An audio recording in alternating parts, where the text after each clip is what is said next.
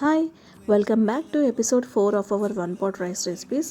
ఎప్పుడైనా మనం మన స్టమక్కి సూతింగ్గా కంఫర్ట్గా ఉండే ఫుడ్ కోసం మనం ఫ్రై చేస్తూ ఉంటాం అండ్ ఇష్టపడుతూ ఉంటాం. సో మైల్డ్గా తక్కువ స్పైసీగా తినాలనిపించినప్పుడు ఈ వెజ్ పులావ్ని ట్రై చేయండి. చాలా యమ్మీగా కుదురుతుంది. సో ఇందుకోసం నేను ఒక ప్యాన్లో 3 టేబుల్ స్పూన్ ఆయిల్ వేసుకొని ఆయిల్ హీట్ అయ్యాక హోల్ బిర్యానీ స్పైసెస్ యాడ్ చేసుకొని ఒక 1 మినిట్ మనం సాటే చేసుకుందాము. దాని తర్వాత ఒక 1 మీడియం స్లైస్డ్ ఆనియన్ తీసుకొని ఆనియన్ సాఫ్ట్ అయ్యే వరకు మనం ఫ్రై చేసుకుందాము. ఒకసారి ఆనియన్ సాఫ్ట్ అయిపోయాక ఇందులోనే మనం ఒక 5 to 6 గ్రీన్ చిల్లీస్ అలాగే కొంచెం పుదీనా యాడ్ చేసుకొని వీటిని కూడా ఒక 1 మినిట్ మనం సాటే చేసుకుందాం. వన్స్ మనకి ఇవి సాటే అయిపోయాక ఇందులోనే ఒక 2 బిర్యానీ ఆకులు అలాగే 2 tablespoon ginger garlic paste వేసుకొని మనం చక్కగా ఫ్రై చేసుకోవాలి. జింజర్ గార్లిక్ పేస్ట్లోని పచ్చివాసన పోయి ఇలా బ్రౌన్ కలర్ వచ్చే వరకు ఫ్రై చేసుకొని ఇందులోనే మనము వెజ్జెస్ యాడ్ చేసుకుందాము. నేను ఇక్కడ క్యారెట్, బ్రోకోలీ, కాలీఫ్లవర్ అలాగే బఠానీ తీసుకుంటున్నాను. వెజ్జెస్ అనేవి పూర్తిగా మీ ఆప్షనల్, మీకు ఇష్టం ఉన్న వెజ్జెస్ యాడ్ చేసుకోవచ్చు.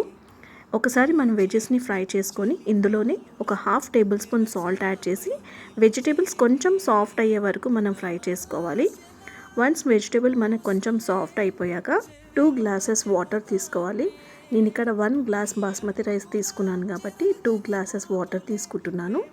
మనం 2 గ్లాసెస్ వాటర్ యాడ్ చేసుకున్నాక ఒకసారి మిక్స్ చేసేసుకొని మనం మూత పెట్టేసి ఒక బాయిల్ వచ్చేంత వరకు వదిలేయాలి. ఇక్కడ మనకి ఒక బాయిల్ వచ్చేసింది.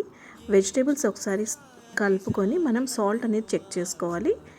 ఇక్కడ నాకు ఒక 1/2 టేబుల్ స్పూన్ సాల్ట్ పడుతుంది. So 1/2 table spoon salt add చేసేసి అలాగే 1/2 అన్ అవర్ ముందుగా సోక్ చేసుకున్న బాస్మతి రైస్ని కూడా యాడ్ చేస్తున్నాను. ఇవన్నీ ఒకసారి మిక్స్ చేసేసి మూత పెట్టేసి మనము మీడియం ఫ్లేమ్లో వదిలేయాలి. మీడియం ఫ్లేమ్లో పెట్టుకుంటే మనకి అన్నం కూడా చక్కగా పొడి పొడిగా వస్తుంది. మాడిపోయే ఛాన్సెస్ కూడా చాలా తక్కువగా ఉంటాయి. సో ఇక్కడ మనకి వెజ్ పులావ్ అనేది రెడీ అయిపోయింది. చాలా పొడి పొడిగా వచ్చింది రైస్ కూడా. సో వన్స్ ఒకసారి ఇలా ట్రై చేసి చూడండి. పిల్లలకు కూడా లంచ్ బాక్స్ రెసిపీకి ఈజీగా చేసుకునే రెసిపీ ఇది. చాలా యమ్మీగా అండ్ చాలా టేస్టీగా ఉంటుంది అండ్ చాలా సింపుల్. ఇది మనం రైతాతోనైనా లేకపోతే గ్రేవీ కర్రీస్తోనైనా సర్వ్ చేసుకోవచ్చు. See you in the next video. Bye.